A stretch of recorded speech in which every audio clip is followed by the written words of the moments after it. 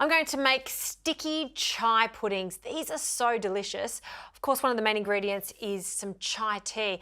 And I like this sticky version because it has a really intense flavour. So I've got some boiling water here and I'm going to steep the tea.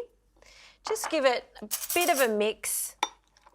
In this bowl, I have some prunes. Now, this is very similar to a sticky date pudding, but instead of dates, I'm going to be using prunes because I really love their sticky molasses flavour. So I've just removed the pit and I've just roughly chopped them.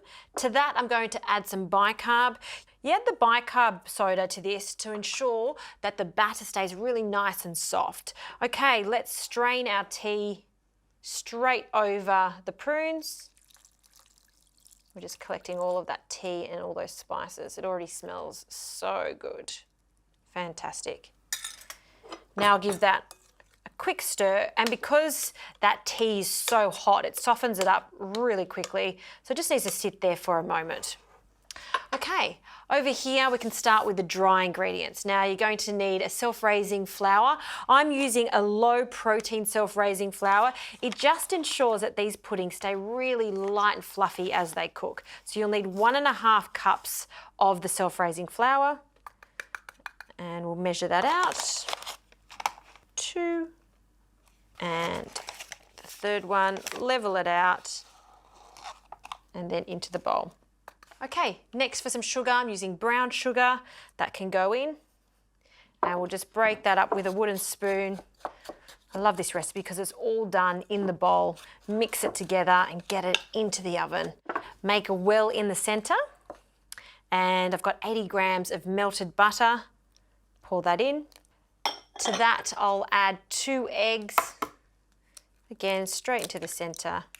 And whenever you're baking, it's always a good idea to have everything roughly the same temperature. So I brought my eggs out of the fridge about half an hour ago. I've also melted my butter and cooled it down.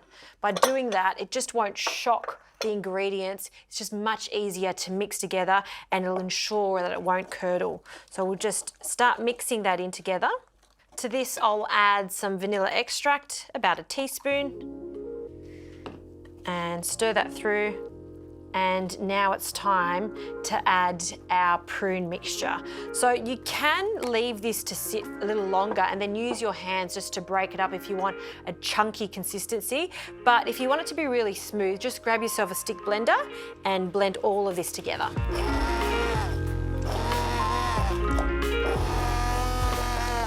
All right, that's looking pretty good. So we'll just pour this into this bowl all together.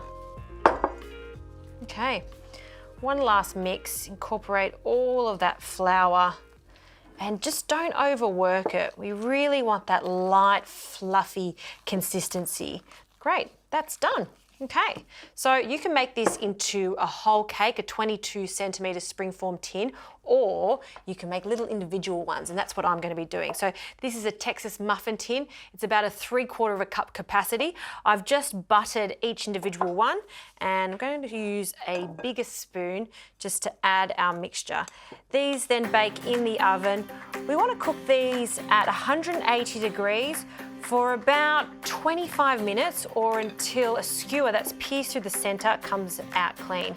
And while they're cooking, I'm going to get onto a delicious caramel sauce.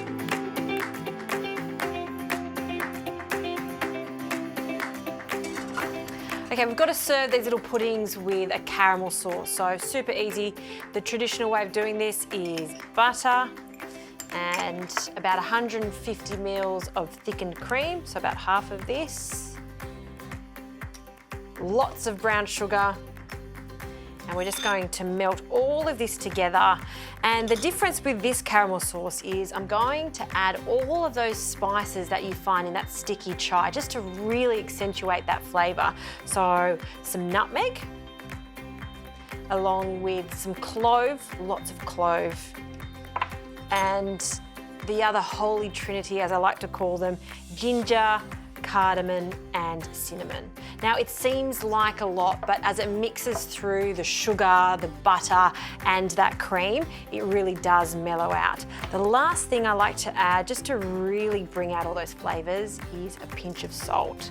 So let that all melt together, bubble away for about 5 minutes. We'll turn the heat off and then we just have to wait for our puddings to come out of the oven. Okay, our sticky chai puddings have come out of the oven. I have allowed them to cool. I've also got our sauce here. It's still nice and warm. And I'm just going to pour in a little puddle into this shallow bowl. And I love to just grab one of these large puddings straight out of the mold. You can see why it's really important to grease your pan. We'll place that just off center.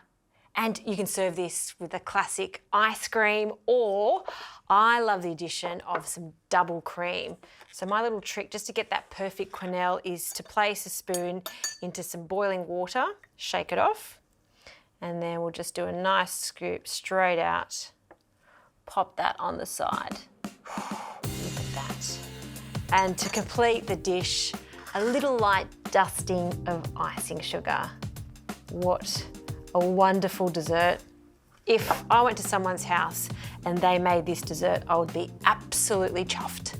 Enjoy.